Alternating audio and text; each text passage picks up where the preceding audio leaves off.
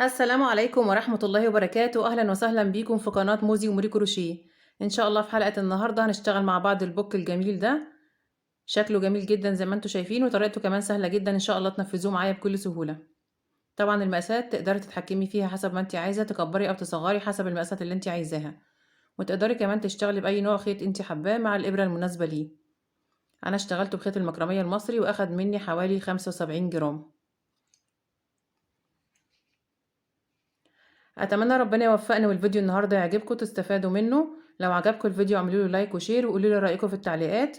ولو لسه اول مره بتشوفوني وحابين تتابعوني يسعدني اشتراككم في القناه، فاشتركوا وفعلوا الجرس على الكل عشان يوصلكوا اشعار باي فيديو جديد انا بعمله. يلا بينا على طول نروح على الشرح ونشوف هنشتغل ازاي. انا هشتغل بخيط مكرميه مصري متوسط السمك. هشتغله بابره رقم 5 ملم. تقدري تشتغلي باي نوع خيط يكون مناسب مع الابره المناسبه ليه. هنبدا كده بسم الله. اول حاجه هعمل دايره سحريه بالطريقه دي كده. بدخل بالابره في الدايره وبسحب الخيط وبشتغل 2 سلسله. 1 2. ودول بحسبهم اول عمود. بسلك طرف الخيط بطلعه بره عشان اعرف اتحكم في الدايره، اضيق واوسع بسهوله. وهشتغل مع ال2 سلسلة في الدايرة السحرية 4 أعمدة بلفة. بس كل عمود بسحب من أول لفتين بس. وبعد كده هقفل ال4 أعمدة مع الارتفاع كلهم بسحبة خيط واحدة. نشتغل على طول. معايا لفة على الإبرة، باخد كمان لفة من الخيط وبدخل في الدايرة. طبعا باخد طرف الخيط معايا تحت الشغل عشان أثبت الشغل بتاعي. بسحب الخيط، بقى معايا 3 لفات على الإبرة. بسحب من أول لفتين بس، باقي معايا لفتين. باخد خيط على الإبرة وبشتغل العمود التاني، بدخل في الدايرة. بسحب الخيط، بقى معايا 4 لفات على الإبرة. بسحب من أول لفتين بس، بقى كده معايا 3 لفات. العمود التالت باخد خيط على الإبرة وبدخل في الدايرة. بسحب الخيط، بقى معايا 5 لفات. بسحب من أول لفتين بس، باقي معايا 4 لفات. العمود رقم 4 والأخير باخد خيط على الإبرة وبدخل في الدايرة. بسحب الخيط، بقى معايا 6 لفات على الإبرة. بسحب من أول لفتين بس، باقي معايا 5 لفات. 1 2 3 4 5. بسحب الخيط من ال5 لفات مرة واحدة. كده أنا اشتغلت أول غرزة فشارة اللي هتبقى في نص الدايرة. وبعد كده بقفل عليهم بغرزة منزلقة. بظبط كده الغرزة كده، بضغط عليها من جوه لبره وبسحب الحلقة أو الدايرة السحرية وبقفلها. كده أنا اشتغلت أول غرزة فشارة. هعمل ايه بعد كده؟ هعمل حواليها إطار كده بالسلاسل عشان أعرف أشتغل الدور التاني. بشتغل 3 سلاسل، 1 2 3. وبلف كده وبروح عند الدايرة السحرية هنا كده في الخرم ده. بدخل وبشتغل غرزة منزلقة. بشتغل كمان 3 سلاسل، 1 2 3. وبلف الجنب التاني وبروح عند راس الغرزة من فوق وبدخل هنا كده في غرزة المنزلقة اللي أنا قفلت بيها على ال5 أعمدة وبسحب وبعمل منزلقة. كده أنا عملت إطار من السلاسل، 3 في الجنب ده و3 في الجنب ده، وغرزة منزلقة هنا وغرزة منزلقة هنا عشان أشتغل السطر التاني اللي هو غرز الحشو. برتفع سلسلة وبدخل في نفس المكان مع المنزلقة وبشتغل 2 حشو. 1 2. بعد كده بروح على ال3 سلاسل اللي في الجنب الشمال وبشتغل 4 غرز حشو. 1 2 3 4. وصلت هنا عند الدايرة السحرية اللي فيها خيط البداية. مع غرزة المنزلقة في الدايرة نفسها بشتغل برضو 2 حشو. 1 2.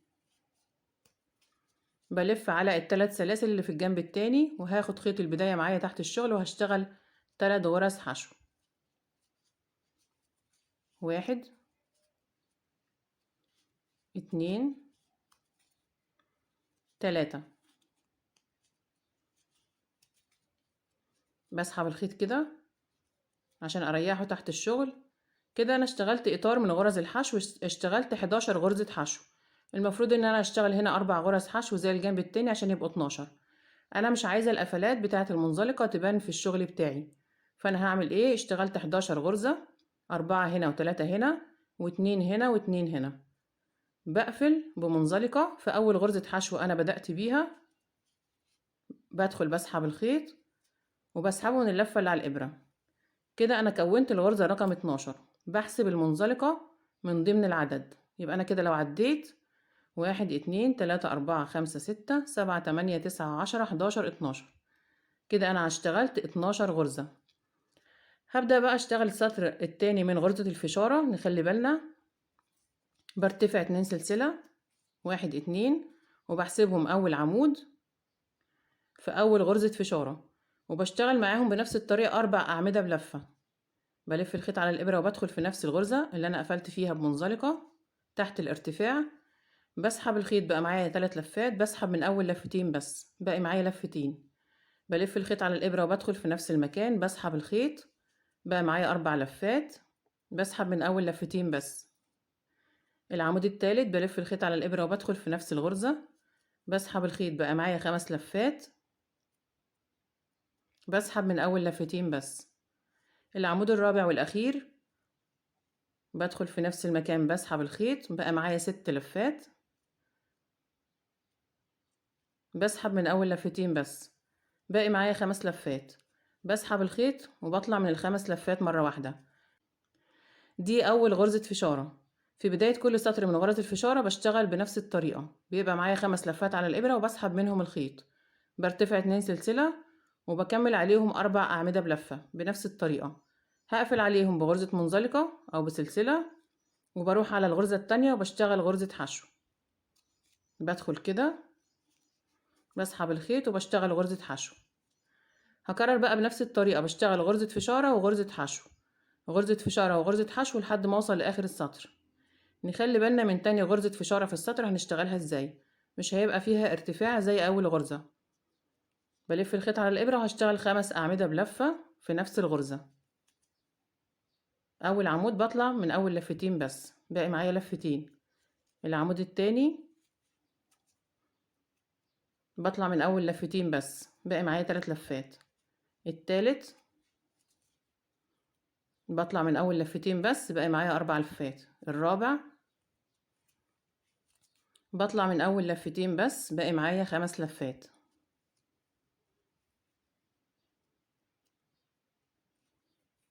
العمود الخامس والاخير بطلع من اول لفتين بس، باقي معايا 6 لفات. 1 2 3 4 5 6، عكس اول غرزة فشارة كان معايا 5 لفات بس. بسحب الخيط وبطلع من ال6 لفات مرة واحدة، وبقفل عليهم بسلسلة، وبعد كده بروح على الغرزة رقم 4 وبشتغل غرزة حشو. هكرر معاكم كمان غرزة. الغرزة رقم 5 بشتغل فيها فشارة، 5 أعمدة بلفة،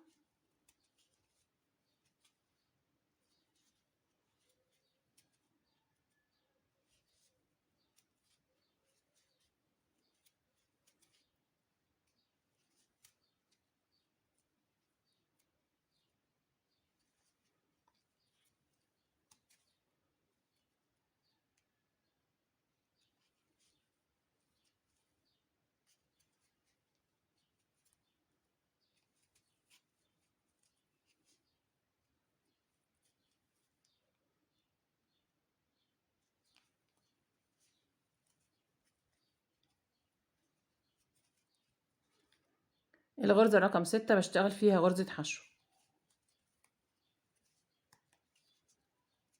كده أنا اشتغلت 3 غرز فشارة و3 غرز حشو.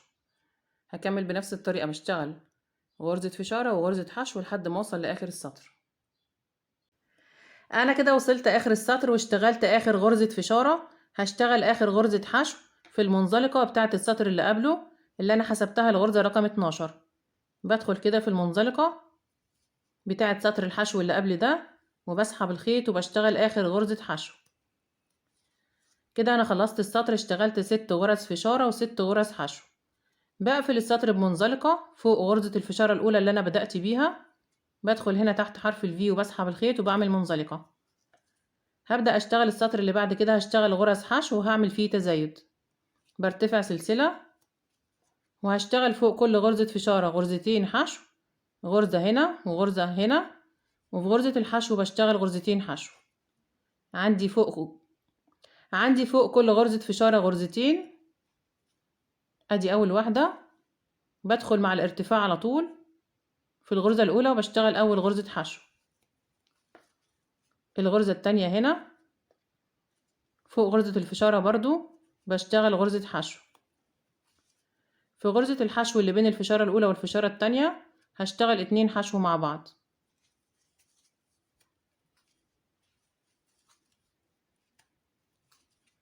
بروح على غرزة الفشارة التانية، عندي برضو فوقيها غرزتين. ادي اول غرزة وادي الغرزة التانية، بشتغل في كل غرزة غرزة واحدة.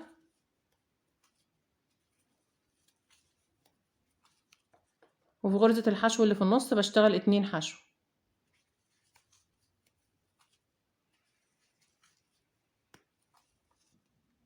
هيبقى الشكل كده. هكمل بنفس الطريقة، فوق كل غرزة فشارة بشتغل 2 حشو، وفي كل غرزة حشو بشتغل 2 حشو. هكمل لحد ما اوصل لاخر السطر. كده انا وصلت اخر السطر، فاضل عندي اخر غرزة حشو المفروض ان انا هشتغل فيها غرزتين حشو مع بعض. انا هشتغل فيها غرزة حشو واحدة، وبعد كده هشتغل غرزة الحشو الاخيرة في غرزة المنزلقة اللي انا قفلت بيها السطر اللي قبله. هيبقى الشكل كده. كده انا اشتغلت 24 غرزة حشو. هقفل بمنزلقة في اول غرزة حشو انا بدأت بيها، وبرتفع 2 سلسلة وهبدأ اشتغل اول غرزة فشارة. بشتغل مع الارتفاع 4 اعمدة بلفة.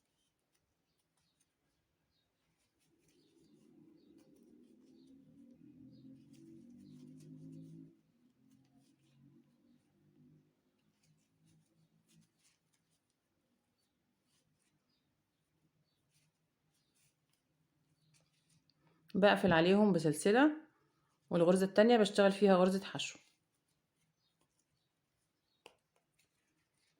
تاني غرزة فشارة 5 اعمدة بلفة في نفس المكان في الغرزة رقم 3.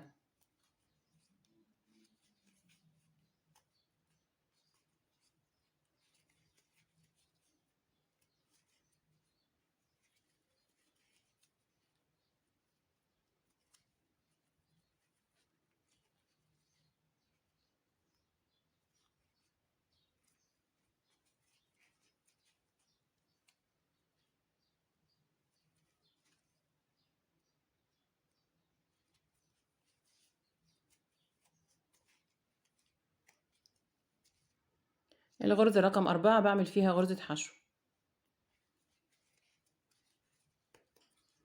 هكمل بقى بنفس الطريقة، بشتغل غرزة فشارة وغرزة حشو لحد ما اوصل لاخر السطر. وصلت كده اخر السطر واشتغلت اخر غرزة فشارة، فاضل اخر غرزة حشو.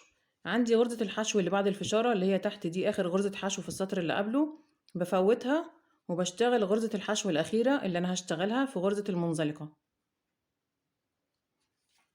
بسحب الخيط وبشتغل غرزة الحشو عشان مش عايزة القفلات تبان زي ما قلت لكم قبل كده. كده انا خلصت السطر الثالث من غرزة الفشارة. هقفل بمنزلقة فوق غرزة الفشارة الاولى اللي انا بدأت بيها. بدخل كده هنا وبسحب الخيط وبعمل منزلقة. السطر اللي جاي هشتغله كله غرز حشو، وهعمل فيه برضو تزايد بنفس الطريقة اللي اشتغلنا بيها سطر الحشو اللي قبل كده.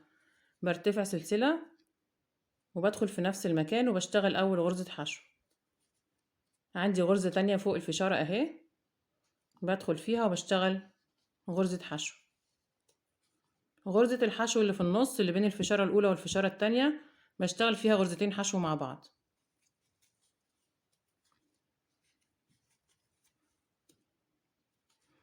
باجي على غرزة الفشارة التانية، عندي فوقيها غرزتين، اول غرزة والغرزة التانية، وغرزة الحشو اللي في النص بشتغل فيها 2 حشو.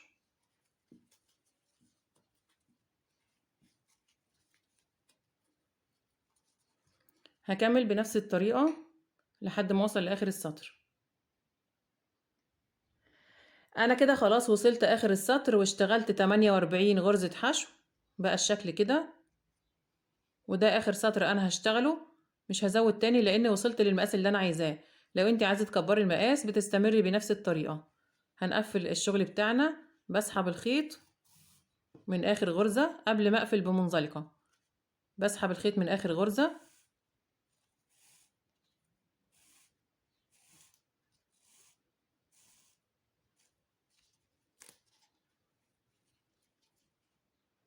وبرجع اسحبه من اول غرزة حشو انا بدأت بيها من تحت الحلقتين،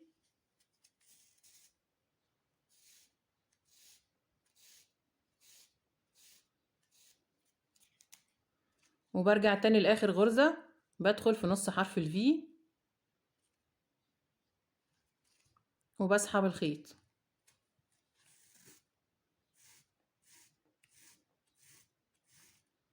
كده انا عملت سلسلة حلت محل غرزة المنزلقة اللي انا كنت هقفل بيها عشان شكل الغرز بتاعتي يبقى زي بعضها. شايفين كأن مفيش قفلات خالص. هقص الخيط وهنضف الخيط الزيادة تحت الغرز من الظهر من ورا.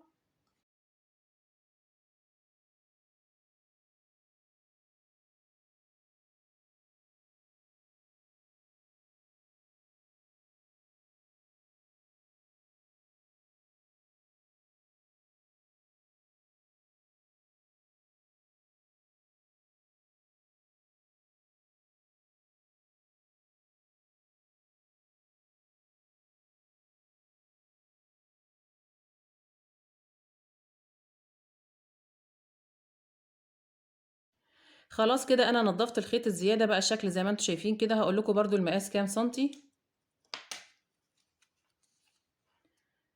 13 سنتي بالظبط.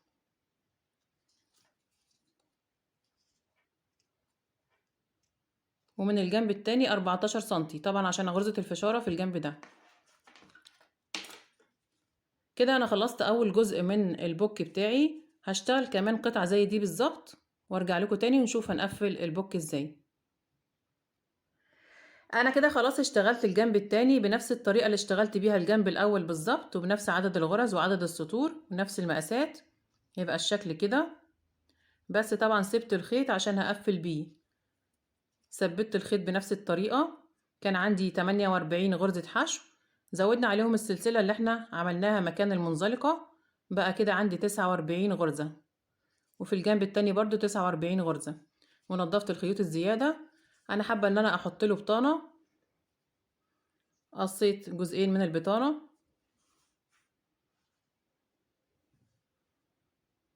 بالشكل ده كده، وهنبدأ نخيطهم قبل ما نقفل الجنبين على بعض.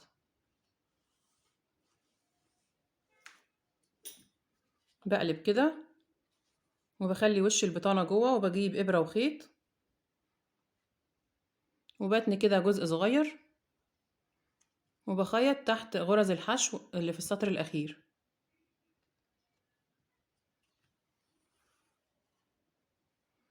بخيط كده بالغرزة السحرية اللي احنا متعودين نخيط بيها البطانة.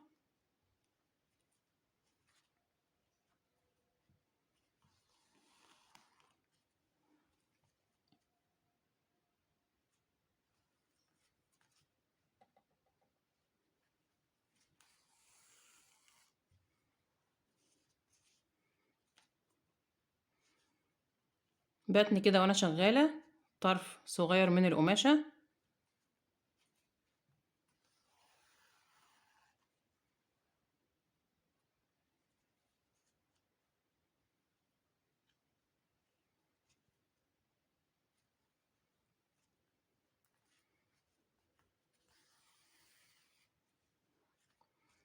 هيبقى الشكل كده. هستمر بنفس الطريقة، هخلص خياطة الجنب ده وهخيط الجنب التاني كمان، وبعدين نرجع نشوف هنقفل ازاي وهنركب السوستة ازاي. خلصت خياطة البطانة في الجنبين، بقى الشكل زي ما انتم شايفين كده، شكلها جميل جدا. هنبدأ نقفل الجنبين على بعض. طبعا انا عندي عدد الغرز متساوي. انا هقفل بإبرة التنظيف. لضمت الإبرة في الخيط وبقفل كل غرزتين قصاد بعض. هدخل كده من تحت حرف الفي، بعدي الجنب التاني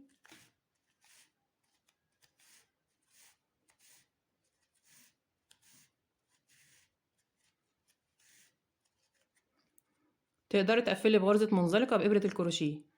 وببدأ أخيط الجزء اللي أنا عايزة أخيطه وبخليه تحت كده، وبسيب الفتحة بتاعة السوستة حسب المقاسات اللي انت عايزاها. بدخل من تحت حرف الفي في الجنب ده وبعدي في الغرزة اللي قصادها، وبخيط كل غرزتين قصاد بعض. برجع تاني من الغرزة اللي بعدها مع الغرزة اللي قصادها،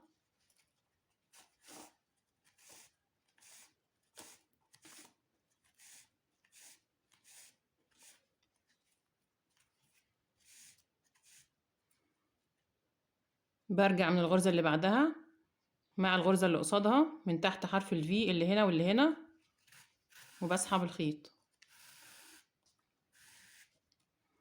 هستمر بنفس الطريقة لحد ما اخيط الجزء اللي انا عايزاه، وبعدين نرجع نشوف هنخيط السوستة ازاي. انا كده خلاص قفلت الجزء اللي انا عايزاه، قفلت النص بالظبط. بدأت من هنا وقفلت 25 غرزة قصاد بعض لحد ما وصلت للجنب التاني، وسبت 24 غرزة الفتحة بتاعت السوستة. لو احنا فاكرين عدد الغرز كان 49 غرزة. هنثبت الخيط ونقص الخيط الزيادة.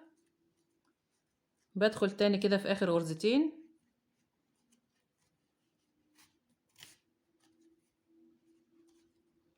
وبدخل الخيط جوه.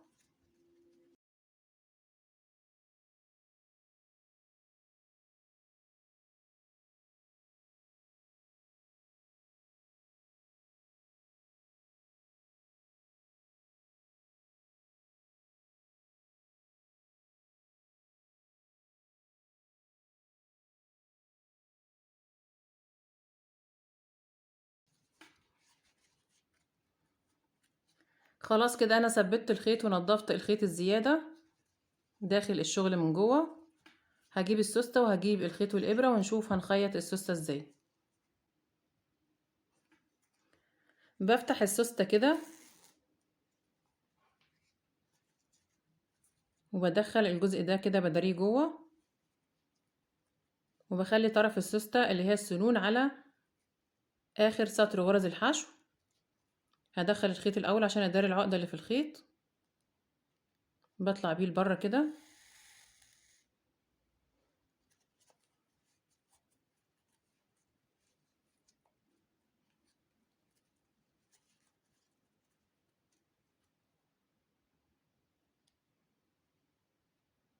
وبدخل من تحت غرز الحشو من تحت حرف الفي،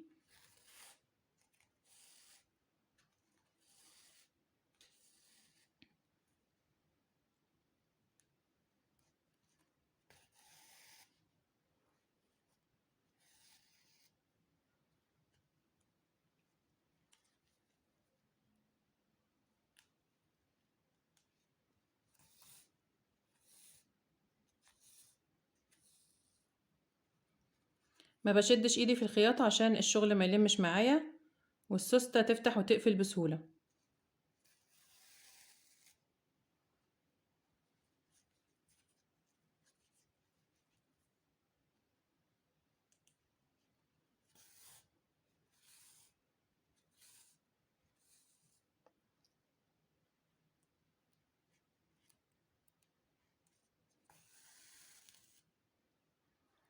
هستمر بنفس الطريقة لحد ما اوصل للآخر.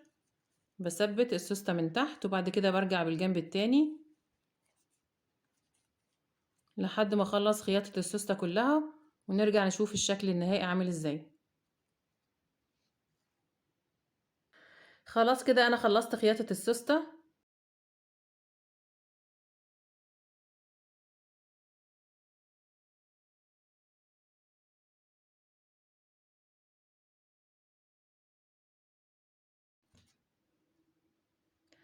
بكده نكون خلصنا حلقة النهاردة. اتمنى يا رب يكون الفيديو عجبكم، تكونوا استفدتوا منه. لو عجبكم الفيديو اعملوا له لايك وشير وقولوا لي رأيكم في التعليقات، وما تنسوش كمان تشتركوا في القناة لو لسه ما اشتركتوش، وتفعلوا الجرس على الكل عشان يوصلكوا اشعار بأي فيديو جديد انا بعمله. وان شاء الله نتقابل في الفيديو اللي جاي، وشكرا ليكم والسلام عليكم ورحمة الله وبركاته.